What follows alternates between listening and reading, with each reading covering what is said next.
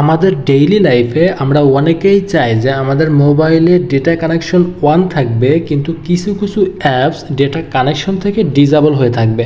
আমি যদি এইটা আরেকটু ক্লিয়ার করে বলি, তাহলে বিষয়টা হচ্ছে যে আমাদের মোবাইলে ডেটা কানেকশন চালু করে আমরা যদি ইউটিউবে কোনো ভিডিও দেখি, সেম টাইমে আমাদের কাছে হোয়াটসঅ্যাপ, মেসেঞ্জার, ফেসবুক বা অন্য সোশ্যাল মিডিয়া সাইট থেকে মেসেজ আসে বা অন্য কোনো অ্যাপস থেকে মেসেজ আসে।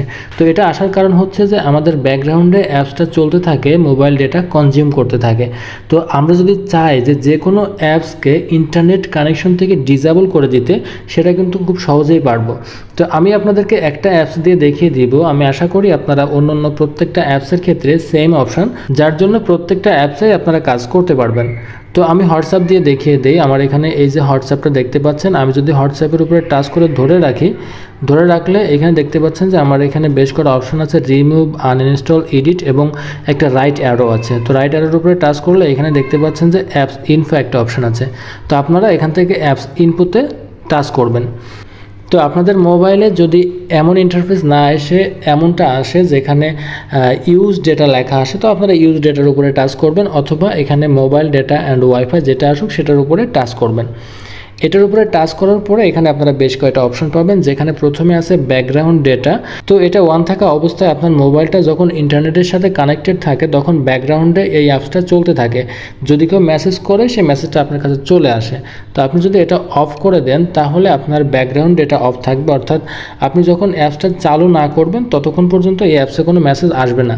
এবং নিচে আর যে দুইটা অপশন আছে, একটা হচ্ছে ডিসেবল ওয়াইফাই। আপনারা যদি আপনাদের মোবাইলে ওয়াইফাই কানেক্ট থাকা সত্ত্বেও আপনি যদি হোয়াটসঅ্যাপকে ওয়াইফাই থেকে ডিসেবল করতে চান তাহলে এটা অন করে দিবেন। এরপরে আরেকটা যে অপশন আছে ডিসেবল ডেটা ইউজেস, অর্থাৎ আপনার মোবাইলে ডেটা কানেকশন চালু থাকার পরও আপনি যদি চান যে হোয়াটসঅ্যাপকে ডেটা কানেকশন থেকে ডিসেবল করতে, তাহলে এটা চালু করে দিবেন। এখন এখান থেকে এই সেটিংসটা করলে আপনার হোয়াটসঅ্যাপটা ইন্টারনেট কানেকশন থেকে ডিসেবল হয়ে থাকবে। যতক্ষণ না আপনি এটাকে ইনেবল করবেন ততক্ষণ পর্যন্ত এটা ডিসেবল হয়ে থাকবে। এখন আপনাদের সামনে যদি এমন ইন্টারফেস না এসে এমন একটা ইন্টারফেস আসে, সেক্ষেত্রে আপনারা এখান থেকে মোবাইল ডেটাকে অফ করে দিবেন, ওয়াইফাইকে অফ করে দিবেন এবং ব্যাকগ্রাউন্ড ডেটা এই অপশানগুলো অফ করে দিবেন। অফ করে দিলে আপনার সেম কাজ করবে। এখন আমি যদি আপনাদেরকে একটু দেখাই, এখান থেকে ব্যাকে এসে আমি এখন যদি এখানে মেসেজ করি তাহলে দেখতে পাবেন যে মেসেজটা সেন্ড হবে না, এখানে ক্লক আইকন উঠে বসে থাকবে। এটার মাধ্যমে বোঝা যায় আমার হোয়াটসঅ্যাপ কিন্তু ইন্টারনেটের সাথে কানেক্টেড নাই। এখন আপনি যদি পুনরায় আপনার হোয়াটসঅ্যাপকে ইন্টারনেটের সাথে কানেক্ট করতে চান, সেক্ষেত্রে আপনাকে আবার পূর্বের মতো হোয়াটসঅ্যাপের উপরে ট্যাপ করে ধরে রাখতে হবে। এটার উপর ট্যাপ করে ধরে রাখার পর আপনাকে আবার অ্যাপস ইনফোতে আসতে হবে। অ্যাপস ইনফোতে আসার পর এখান থেকে মোবাইল ডাটা অ্যান্ড ওয়াইফাই এই সেটিংসে আসতে হবে। এইখানে আসার পর আপনাকে ব্যাকগ্রাউন্ড ডেটা যেটা অফ করেছিলেন সেটা অন করে দিবেন।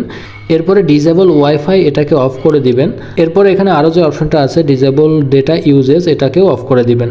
তাহলে আপনি কিন্তু হোয়াটসঅ্যাপে পুনরায় মেসেজ করতে পারবেন। আমি যদি আবার আপনাদেরকে দেখাই, তাহলে এবার দেখতে পাচ্ছেন যে আমার মেসেজটা কিন্তু অটোমেটিক সেন্ড হয়েছে, যেটা আমি লিখেছিলাম হাই। আবারও যদি লিখি দেখেন মেসেজটা কিন্তু সেন্ড হচ্ছে। তো এভাবে আপনার পছন্দ মতো যে অ্যাপসগুলোকে আপনি ইন্টারনেট কানেকশন থেকে ডিসেবল করে রাখতে চান এবং ইনেবল করে রাখতে চান, সেগুলো কিন্তু কাস্টমাইজ করে নিতে পারবেন।